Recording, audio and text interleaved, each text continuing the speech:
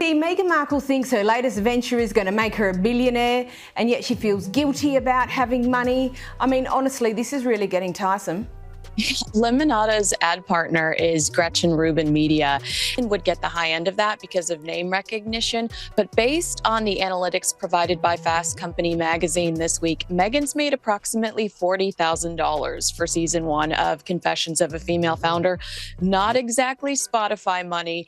And if she's trying to be a billionaire, imagine the opulent stage being set, lights gleaming, cameras poised for one of the world's most anticipated global events. A figure synonymous with high-profile celebrity, a former royal meticulously orchestrating a triumphant return to the international spotlight. Every detail meticulously crafted, every statement pre-approved, the narrative of renewed global relevance ready to unfold.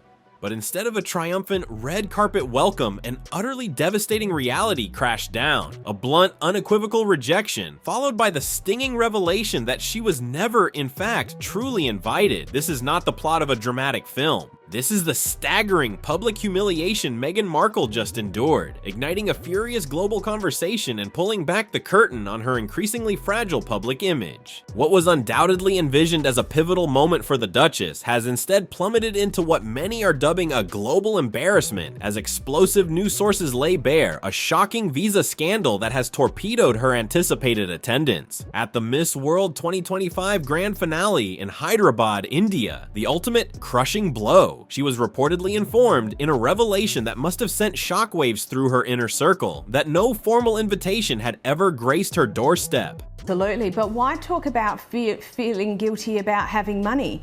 I mean, we all know that they have it. Why are you talking about it? It's really quite gauche, isn't it? it is, but that's not the line that I took away from it. She talked about a scarcity mindset. Mm-hmm. Speaking about one of those projects, and that's her lifestyle brand As Ever. Now there's rumours she won't be restocking some of her products, including her jam. We have been talking about this for so long, this can't actually be serious. Meghan Markle, whose every move seems designed to generate headlines, reportedly harbored extraordinarily grand ambitions for her highly anticipated appearance at the Miss World 2025 event. Behind the velvet ropes, her dedicated team was allegedly operating in overdrive, meticulously preparing for what they believed would be a definitive high-visibility moment. Whispers from within her camp suggested that her personal stylist was engaged in extensive consultations. A breathtaking wardrobe worthy of such an international spectacle was carefully selected, and her ever-present, meticulously managed PR staff were poised to release perfectly sculpted statements designed to amplify her impact and solidify her stature. The underlying, unspoken assumption, it seems, was a deeply ingrained belief that her illustrious name alone, her unique and enduring royal connection, would effortlessly unlock any global door, guaranteeing the sort of royal-level privileges she has, by now, undoubtedly grown accustomed to. Yet, when her diligently prepared visa application was placed before the discerning eyes of Indian immigration authorities, that painstakingly constructed fantasy abruptly and brutally disintegrated. This was no mere procedural hiccup. It wasn't a minor security concern, nor was it a simple paperwork delay easily rectified. Instead, she was met with an unyielding, blunt, bureaucratic brick wall, a direct, unambiguous, and entirely unequivocal denial that left no room for negotiation or reinterpretation. This was more than a subtle hint, it was a resounding public rejection echoing across continents. We're joined right now by Talk's royal correspondent, Rupert Bell. Very good afternoon to you, Rupert. Good morning, Julia. I have just about recovered. I heard. That was going to be my first question. Have you recovered? Because last time I spoke to you, we had new Meghan Sussex, not Meghan Markle. Get it right. We had her new lifestyle. I can't remember what it was called. Is it We love Meghan. You know what? That's probably about my level. 5 minutes in, she'd gone and got the honey out of the bees. I was going to say bee's nest. That's a wrong thing. Beehive, and then she started making bath bombs for her guests. Because when people come and stay, she likes to have bath bombs they can take. And what transpired next wasn't just surprising, it was nothing short of a public execution of her carefully curated narrative. The Miss World 2025 organizers themselves delivered the definitive public clarification, a statement so direct it effectively ripped away any lingering illusion of a legitimate connection. In an official pronouncement that left absolutely no ambiguity, they unequivocally declared Meghan Markle was never extended a formal invitation to grace the grand finale at Hyderabad's state-of-the-art HIEX Exhibition Center. Let that sink in. No seat had been discreetly reserved. No prestigious role had been carefully planned for her, and perhaps most damagingly to her ego, they confirmed with chilling precision that no interest had been expressed from the organizing committee to involve her in any way. The sheer, breathtaking audacity of the situation became undeniably clear. Meghan and her inner circle had, with astonishing confidence, already initiated leaks to the press, cultivating an alluring narrative of her impending attendance as a distinguished VIP guest. All of this, it now painfully emerges, was built upon the shaky foundation of an appearance that was never genuinely approved, let alone genuinely desired by the hosts. The irony was so stark it was almost comedic, the humiliation so public it was impossible to ignore. This was opening the packet of pretzels and putting them into another bag. So I've never thought of that. This is why I'm not a domestic goddess. I think Jimmy Fallon on his program in the States has just lampooned that particular moment. So it's definitely one for the last week. While you were ill, I managed to have a complete change of direction. So went to Cheltenham for a week and managed to avoid too much Meghan talk, but Cheltenham's now done and dusted. Now you're back. Well, I hate to tell you. Back. Well, I want to talk more about Prince Harry, but just want to finish on Meghan because it's not so much that the As Ever brand won't be trademarked, but she failed to sign the form. But she's actually got to explain what she's selling. She said she's selling a few lifestyle sort of products, but she's actually got to be a bit more specific. You know, the jam. Reports from the hushed corridors behind the scenes paint a vivid picture of extreme frustration and indignant fury following this undeniable international snub. Markle, described as both furious and blindsided, allegedly lashed out, struggling to reconcile her inflated self-perception with a reality where her perceived status held absolutely no sway.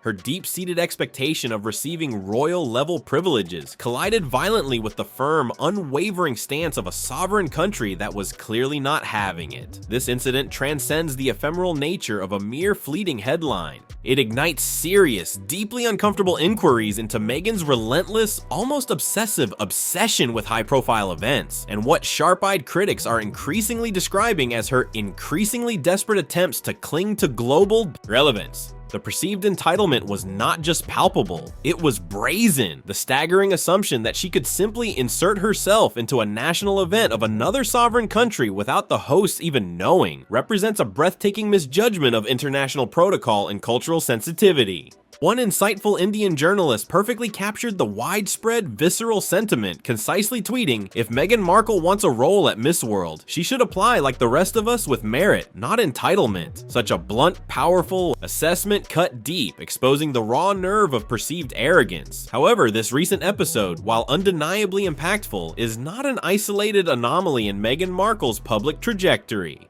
It slots seamlessly into a well-established pattern that her detractors have long meticulously documented: her profound obsession with status optics. Instead of patiently awaiting genuine recognition or legitimate unsolicited invitations, she has, time and again, appeared to orchestrate and manufacture her presence at highly visible global events. This strategy is executed through a meticulously choreographed dance of suggestion, narrative control, and the magic of speculative PR, a masterclass in smoke and mirrors.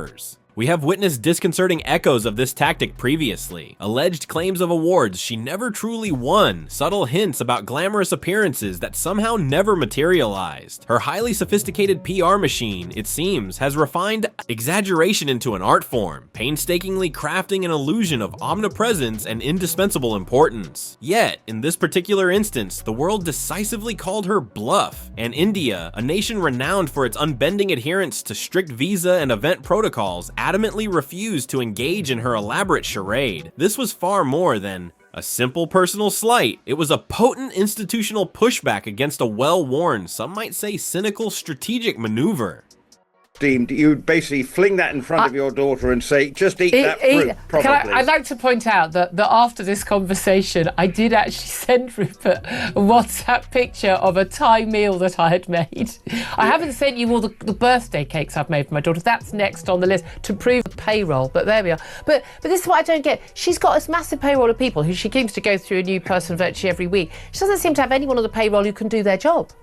Well, this is it. Launch it, but make sure that all the ducks are in a row. And I'm not sure, if she's making all this jam, where's the supplier? Where is... As the utterly humiliating news of her visa denial tore through the digital ether, and the previously whispered about, now imaginary invitation was ruthlessly exposed for public consumption, social media platforms quite literally exploded. Hashtags like not invited Meghan and India says no surge to the top of trending topics across myriad platforms, morphing into a digital monument to the moment of public reckoning. The internet was awash with an incessant deluge of memes, sarcastic tweets, and viral TikToks, all mercilessly lampooning her perceived desperation to appear globally relevant. This was no longer just the predictable royal drama that often captivates online audiences. It was the sheer, breathtaking chasm between her towering self-perception and the undeniable, stark reality that fueled the collective derision. Voices from every corner of India, from seasoned journalists to astute students to passionate pageant fans, united in a collective clap back against Markle's presumed deeply irritating entitlement. Countless individuals lauded the visa denial as a profoundly significant moment of national dignity, a resolute, unwavering refusal to succumb to the considerable pressure exerted by a foreign celebrity. As one particularly viral post eloquently and rather damningly encapsulated the widely shared sentiment, India doesn't hand out visas for publicity stunts. The message was delivered with crystal clarity, resonated with deafening force, and remained unyielding in its conviction. This incident, far from being a mere public relations gaffe, deeply dissects and lays bare a dangerous illusion that Meghan Markle appears to steadfastly cling to. The profoundly misguided assumption that sovereign countries should, by some unwritten rule, roll out special privileges simply because she once wore a tiara. India, with its ancient heritage and burgeoning global influence, is demonstrably not Buckingham Palace. The world, it must be stated plainly, no longer owes her unhindered access, uncritical applause, or unwavering adoration simply because she once married into the British royal family. In truth, the very institution of the British monarchy has demonstrably pivoted and moved forward, with the figures of Prince William and Catherine increasingly rising in global admiration and commanding genuine respect. Meghan's once considerable influence, by stark contrast, has seemingly dwindled to the realm of clickbait and controversy, a narrative she appears to be inadvertently perpetuating herself. No lingering royal title, no echoes of former glory, no carefully crafted media spin can ultimately rescue her from the growing global fatigue surrounding her name. India's resolute, uncompromising stance is not an isolated anomaly. It serves as a powerful and unambiguous reflection of how a significant portion of the world now genuinely perceives Meghan, not as a revered royal icon, but rather as a former actress engaged in a relentless, increasingly desperate struggle to maintain relevance in a post-royal landscape she herself chose. In the country. Yeah. So there's a huge business behind it. Are we seeing anything but as ever? Yes, she may want to sell some jams, but if you're going to make a profit, you've got to sell an awful lot of jam. Yeah, absolutely, and at a very high price. Well, I mean, look, they're trying to maintain. Well, the Heritage Foundation have been basically at the American government to try and release his immigration documents. Well, originally it said no, then they have released it, but then what they've released it is the most heavily redacted set of papers. The Miss World pageant, at its very core, transcends superficial notions of beauty. It is a profoundly meaningful platform steeped in purpose, philanthropy, and empowerment. It actively celebrates women who work tirelessly in their communities, who genuinely uplift others through service, and who embody and represent authentic impact. Meghan's transparent attempt to align herself with such laudable values, particularly after a disheartening string of tone-deaf ventures, feels to many observers both hollow and opportunistic. Let us not conveniently overlook her well-documented past, the highly publicized, contentious lawsuits against the press, the widely reported ignominious Spotify deal collapse, a failed podcast that never truly found its voice or captivated its intended audience, and persistent, troubling accusations of of bullying palace staff. While countless other remarkable women are being deservedly honored for making tangible, meaningful change in the world, Meghan, it appears, continues to exert immense effort to push herself into spaces where credibility is undeniably earned. Here, through genuine merit, not arbitrarily bought or faked through PR machinations. The Miss World stage, fundamentally, is not a venue designed for vanity cameos or self-serving publicity stunts. It is a sacred space reserved exclusively for those who have demonstrably walked the talk, who have embodied the very values they claim to represent. And that, cuttingly, critics argue, is a walk Meghan seems to have conspicuously, perhaps even strategically skipped. The profound implications of this visa denial extend far beyond the immediate headlines, serving to vividly underscore a deeper cultural disconnect that Meghan Markle appears to repeatedly, almost stubbornly demonstrate. One simply cannot expect to be welcomed with royal airs or unearned deference into sovereign countries you've never truly connected with, and whose proud people don't forget arrogance easily. Respect at its most fundamental level is not an entitlement you can demand. It is a precious commodity you must painstakingly, humbly, and consistently earn. And India, through its decisive action, made that point loud and clear for the entire world to witness. Since her dramatic, high-profile stepping back from royal duties, Meghan Markle's intensely scrutinized public journey has arguably been characterized far more by persistent friction and public gaffes than by any enduring success. Headlines dissecting, endless lawsuits, bitter, highly public family feuds, and accusations of media manipulation have unfortunately cemented themselves as her regrettable norm. The Miss World visa denial only adds another prominent, profoundly embarrassing chapter to a rapidly growing timeline of global rejections and failed ventures. Whether it's the quiet loss of once lucrative brand deals or the harsh sting of widespread public backlash, Meghan's public image seems increasingly, almost inextricably tied to scandal and controversy rather than any discernible positive substance.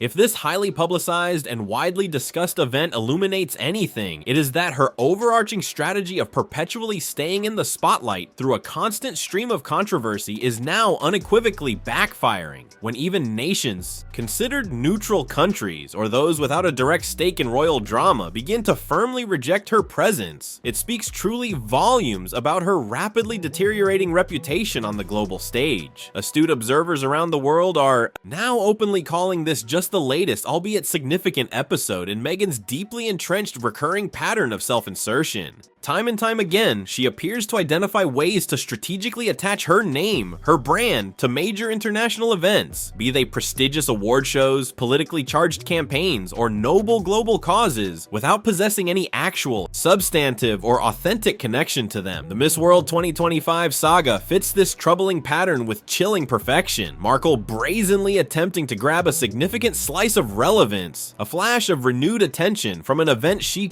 was never genuinely invited to, never officially confirmed for, and quite frankly, never legitimately belonged at. This narrative is not by any stretch of the imagination about inclusion or representation. It is, at its core, chillingly about control, specifically media control. Meghan has painstakingly constructed and nurtured an entire brand around selective storytelling, meticulously curated appearances, and the artful manipulation of public perception. But in this crucial instance, that finely tuned strategy backfired spectacularly, and with undeniably global repercussions. India, with its unyielding commitment to national dignity, was clearly unwilling to be merely used as a pawn for a fleeting new PR stunt, and the esteemed Miss World organization had no interest whatsoever in being overshadowed or derailed by a well-known controversy magnet. The raw, unvarnished truth is both simple and devastatingly clear. Meghan Markle brazenly attempted to hijack a moment that had absolutely no genuine connection to her, and the collective global community, through its various channels, decisively shut her out. This was not merely a rejected visa application, it was a profound, undeniable global reality check. Meghan Markle is learning, perhaps for the very first time in her meteoric rise, that the entire world does not in fact revolve around her her meticulously self-crafted narrative. A fairy tale royal wedding, a multi-million-dollar Netflix contract, and a few fleeting, carefully orchestrated media headlines can only carry a public figure so far when their fundamental and enduring reputation is increasingly built on division, drama, and pervasive disappointment. India's principled rejection was not an act of personal malice. It was a demonstration of firm national principle. It dispatched a powerful, unequivocal message that true respect, unassailable credibility,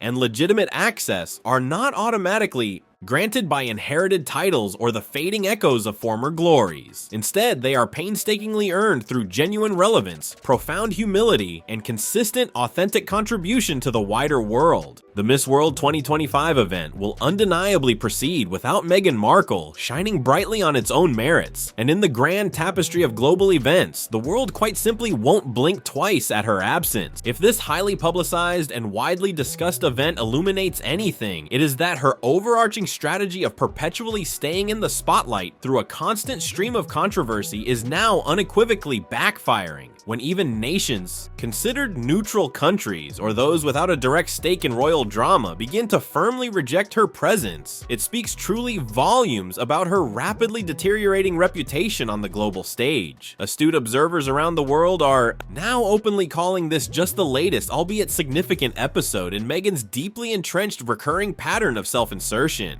Time and time again, she appears to identify ways to strategically attach her name, her brand, to major international events, be they prestigious award shows, politically charged campaigns, or noble global causes, without possessing any actual, substantive, or authentic connection to them. The Miss World 2025 saga fits this troubling pattern with chilling perfection. Markle brazenly attempting to grab a significant slice of relevance, a flash of renewed attention from an event she was never genuinely invited to, never officially